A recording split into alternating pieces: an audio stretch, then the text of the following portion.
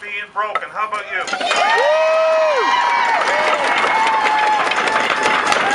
All politicians need to understand, including this politician, by the way, and I don't hold myself outside any one of the rest.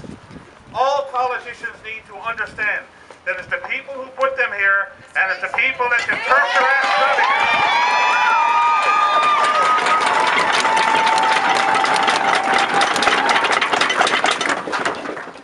There are many parts of this budget that I have a big problem with. Obviously, we all know about the heavy taxation that's been placed upon the people. I know the people in my district, and I know the people all across Newfoundland and Labrador. But one thing we do know is that people do have power, because we saw the government budge today. We saw them budge, we saw them flinch.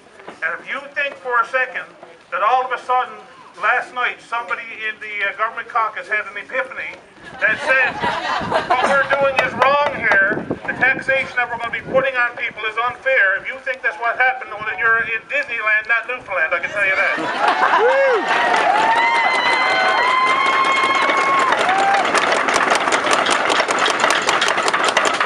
And what was announced today, and I'm going to be the first to say, what was announced today was a good thing, and it is going to help a number of families in terms of that levy, in terms of people that are at that income level.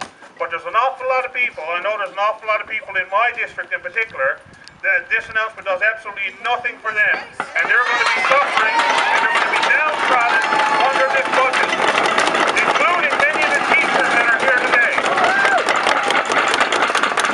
But that's not why I'm here to speak. I'm here to speak about the education system. Because the education system is so important to us all. We all know that our children are the most precious thing that we have. We all know that we would do anything for them. We know that they are our future. And to strip away at the education system is the worst possible thing that this or any government could possibly do. And I know that you agree with that.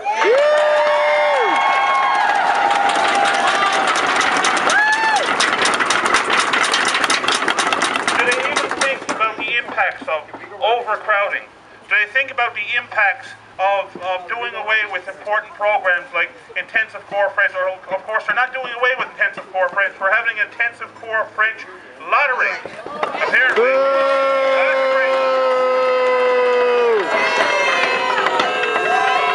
That's a great one. That really took a professor to think that one up for sure. Yeah. But anyway, you know, or when we think about children that have challenging needs, when we think about increasing cap sizes, how can this possibly be the right thing to do? It's not. It's not. It's not. It's not. I'm a father, and hopefully in the not too distant future I'll be a grandfather. Although I'm not wishing it too soon. But the bottom line is, I want what's best for my kids and my grandkids, and I know everybody else wants the same as well. And the thing is, this need not have happened. This is not a financial issue, folks. This is not a financial issue. They certainly could have, and I know there's people that support full-day kindergarten. I support full-day kindergarten. Why would we not support it? It's a good thing.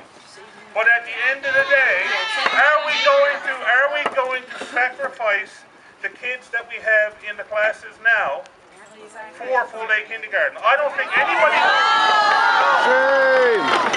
There is not one person. I'm sure there's not one person who advocated for full-day kindergarten that if you had have asked the question, do you support full-day kindergarten at the expense of the other children in the other grades, I don't think there's anybody that would have said yes. I don't think there's a soul.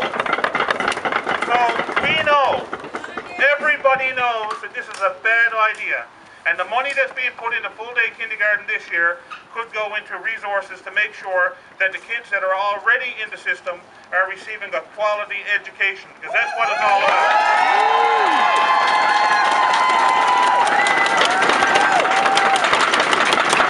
Now, I'm not going to take a whole lot more of your time, but I will say this.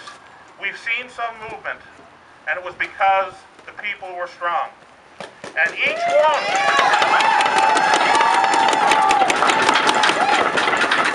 and everybody here has an MHA that you elected. Somebody's laughing and saying it's funny. It's pretty sad that you have to say that, but it's true. Everybody here has an MHA that you elected. And you need to keep the pressure on. They can make a difference.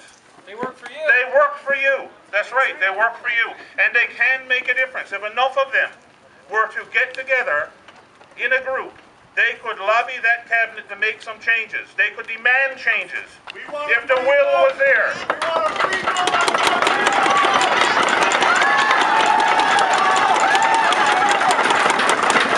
And what we are experiencing now, which is not a new phenomenon, but it is a flaw in our democratic system.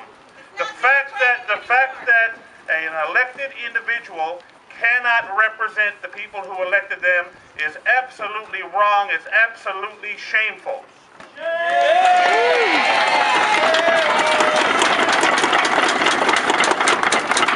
I just want everybody here to know, you keep up that fight, and I can guarantee you that you got one MHA for sure that's going to be in your corner. Thank you.